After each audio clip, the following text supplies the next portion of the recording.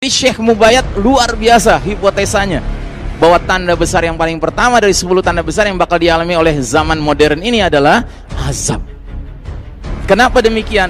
Karena babak keempat, babak mulkan Jabrian ini adalah peradaban yang mempertontonkan kesombongan, kemungkaran, kemaksiatan, kezaliman, kesyirikan, kekufuran yang luar biasa terhadap Allah penguasa jagat raya.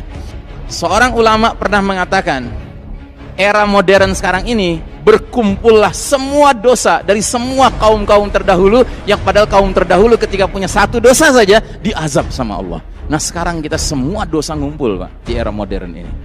Pantas nggak Allah azab? Pantas nggak?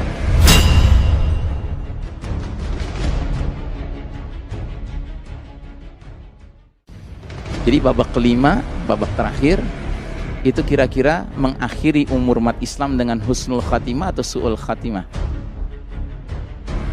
Jelas dong, akhirnya pasti husnul khatimah. Kenapa? Karena Allah berulang-ulang menyebutkan dalam Al-Quran, wal aqibatu lil muttaqin, akibat terakhir selalu berpihak kepada orang yang bertakwa. Ya.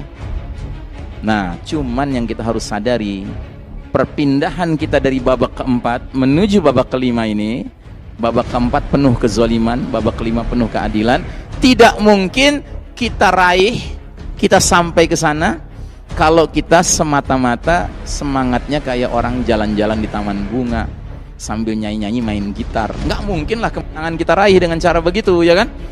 Mau tidak mau kita harus mengerahkan energi keringat, air mata dan darah, ya, blood, sweat and tears, ya. Kok ngeri gitu Ustadz? Bukan soal ngeri, soal sunnatullah, soal sunnah Rasulnya begitu. Nabi dan para sahabat dulu menegakkan agama Allah sampai berkeringat, berair mata dan berdarah tidak? Iya, ya kan? Terus apa hebatnya kita?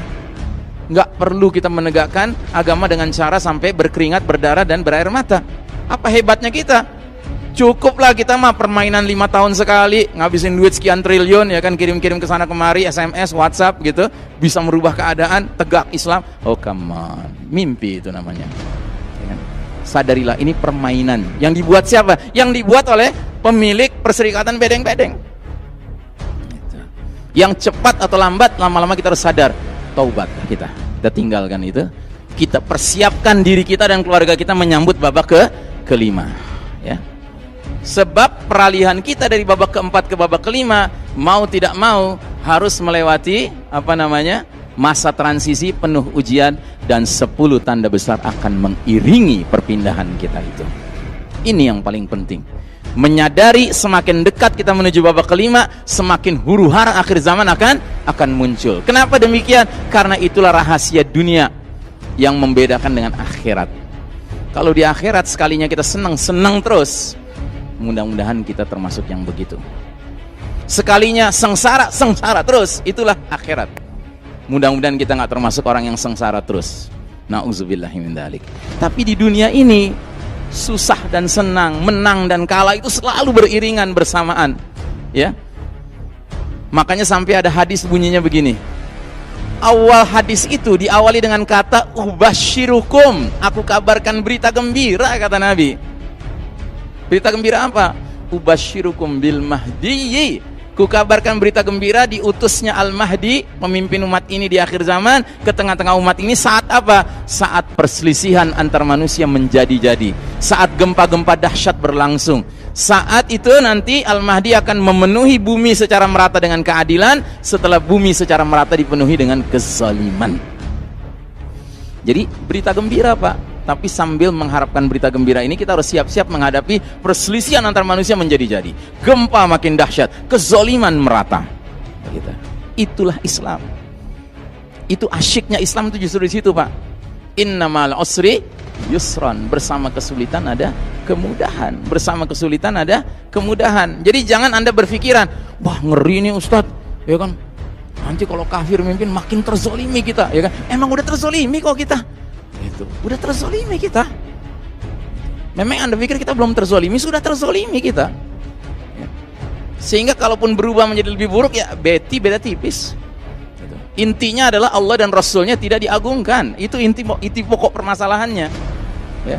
Sebab orang yang di atas siratal mustaqim, ciri utamanya adalah wa may yuti'illaha war rasul, Barang siapa mentaati Allah dan Rasul, faulaika ma'al ladzina an'ama Allahu 'alaihim minan nabiyyin wasiddiqin wasyuhada'i wassalihin wa hasuna ulaika rafiqa. Surat An-Nisa ayat 69. Tolong dicatat, nanti di rumah diperiksa. An-Nisa 69. Ini penjelasan tentang siapa yang ada di atas siratal mustaqim. Ihdinas siratal mustaqim siratal ladzina an'amta 'alaihim. Dalam surat Al-Fatihah kan kita bacanya cuma begitu. Nah, kita perlu tanya kepada Allah, ya Allah, yang kau maksud orang-orang di atas jalan yang lurus dan merasakan nikmat menempuh jalan yang lurus itu siapa sih? Nah, Allah jelaskan di An-Nisa 69. Ternyata penjelasannya begitu. Wala hadainahum siratan mustaqima wa may yuti'illaha war rasula fa ulaika ma'al ladzina an'ama Allah, dan seterusnya tadi itu sudah saya bacakan ayatnya. Sungguh kami tunjuki mereka jalan yang lurus. Barang siapa taat pada Allah, taat pada Rasul, mereka akan bersama orang-orang yang mendapat nikmat karena menempuh jalan yang lurus itu. Siapa mereka? Kalangan para nabi, kalangan para siddiqin, orang-orang yang benar dan selalu benar perbuatannya, kalangan syuhada, orang-orang yang rela mati syahid di jalan Allah, dan kalangan salihin. Ini 4 kalangan ini semuanya adalah orang-orang yang disebut alladzina an'amallahu 'alaihim, orang-orang yang dapat nikmat karena menempuh jalan yang lurus. Ciri khas mereka cuma satu, mentaati Allah dan Rasul. Nah, kita ditakdirkan hidup di era di mana justru software utama kepemimpinannya bukan mentaati Allah dan Rasul. Makanya kacaunya nggak kunjung habis, Pak. Sampai kita masuk ke babak kelima nanti. Di babak kelima yang mimpin kita certified leader, pemimpin yang dapat sertifikasi dari Allah dan Rasulnya. Dia ngerti apa yang mesti dilakukan, ya kan? Dia akan mimpin kita dengan kepatuhan pada Allah dan Rasulnya di atas segala-galanya. Gitu. Baik, nah jadi saudaraku rahimakumullah, perpindahan kita akan melewati masa transisi penuh ujian dan 10 tanda besar akan mengiringi kehidupan kita. Sehingga mereka ketika membuat kitab-kitab tulisan tentang 10 tanda besar, umumnya mengatakan tanda besar yang paling pertama adalah keluarnya Dajjal. Kenapa? Karena mereka nggak bisa membayangkan fitnah yang lebih dahsyat daripada Dajjal atau yang setara dengan Dajjal. Mereka nggak bisa bayangkan. Sementara Syekh Mubayyad, penulis kitab ensiklopedia akhir zaman yang hidup sezaman dengan kita, dan dia bukan sembarang orang, dia orang Palestina. Orang Palestina tetangga terdekatnya siapa? Hah? Tetangga terdekatnya musuh nomor wahid orang beriman, ya kan? Makanya mereka ngerti betul konspirasi jahat dari musuh yang paling utama ini. Maka Syekh Mubayyad berpandangan, kita yang hidup di babak keempat ini, ya kan, pantesnya tanda besar pertama bukan Dajjal. Kenapa? Karena fitnah yang kita hadapi sekarang saja sudah mirip kayak ngadepin Dajjal. Dan ini sejalan dengan hadis Nabi yang disampaikan kepada sahabat Abu Dzar Al-Ghifari. Jadi Abu Dzar Al-Ghifari pernah kaget dengar Nabi bilang gini, sungguh ada selain Dajjal yang lebih kutakuti menimpa umatku. Kaget Abu Dzar dengar itu. Karena Abu Dzar tahu bahwa Dajjal itu fitnah yang paling berat kan. Kok tiba-tiba Nabi bilang, sungguh ada fitnah selain Dajjal yang lebih kutakutkan menimpa umatku. Apa itu kata Abu Dzar kepada Nabi? Kata Nabi, al-a'immatu al-mudillin, para pemimpin yang menyesatkan. Di zaman para ulama babak ketiga, pemimpin menyesatkan nggak ada, pemimpin zalim ada. Mau menyesatkan gimana? Dia dikurung sama Quran dan Sunnah, ya kan? Cuma karakternya zalim, bisa. Tapi kalau sekarang dia dikurung dengan apa? Nggak ada pengurung dia, nggak ada yang mengikat dia. Akibatnya dia apa? Ya bisa menyesatkan ke sana kemari, nggak karuan. Makanya kita merasakan, Pak, sekalipun Dajjalnya belum keluar, tapi sistem ini udah kayak sistem Dajjal aja, ya kan? Yang ikut sama penguasa yang model begitu dikasih surga sama dia, yang nggak mau ikut dikasih neraka sama dia, ya kan? Mirip banget kayak Dajjal. Padahal Dajjalnya belum muncul. Gitu. Nah maka kata Syekh Mubayyad, Dajjal itu yang kelima. Keluarnya Dajjal itu tanda besar kelima. Tanda besar pertama, kedua, ketiga, keempat itu semuanya adalah tanda-tanda besar yang kaitannya dengan peristiwa alam yang merubah wajah dunia ini secara drastis. Sehingga ketika Dajjal nanti keluar, ketika nanti Al-Mahdi hadir, ya kan, dunia kita sudah beda dengan dunia sekarang ini. Beda sekali.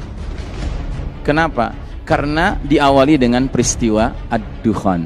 Sedangkan Ad-Dukhan ini jelas-jelas Allah katakan, hadza adzabun alim, dukhan ini azab yang pedih.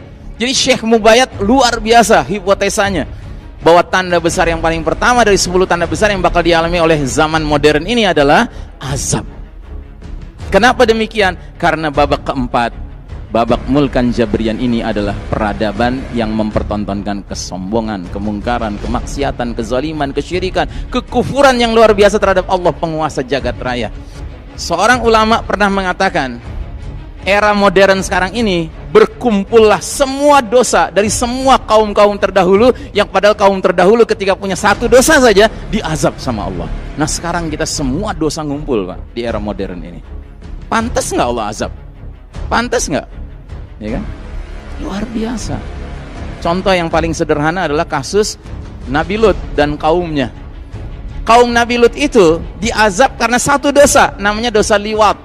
Kalau dalam bahasa hurufnya cuma satu huruf, huruf G, gay, ya. Sedangkan di era modern sekarang bukan satu huruf Pak, 4 huruf, LGBT. Bayangkan, ya. Cukup kaum Nabi Lut diazab, jungkir balikan negeri Sodom yang terdiri dari 7 kota, ya kan? Semuanya terlibat dalam homoseksual. Nggak ada lesbi, nggak ada bisex, B-nya nggak ada, T-nya nggak ada, transgender nggak ada. Yang ada cuman G. Sekarang kita ada LGBT Pak.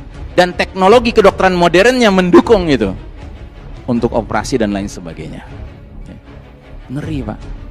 Makanya jika Allah menilai peradaban ini sudah melampaui batas togo, Allah pasti mendatangkan balasan yang menimpakan berupa azab yang menimpa ya, secara pedih kepada skala dunia ini. Nah jadi saudaraku rahimakumullah, ini yang harus kita waspadai. Kita siapkan diri dan keluarga kita menghadapi ya ad-dukhan.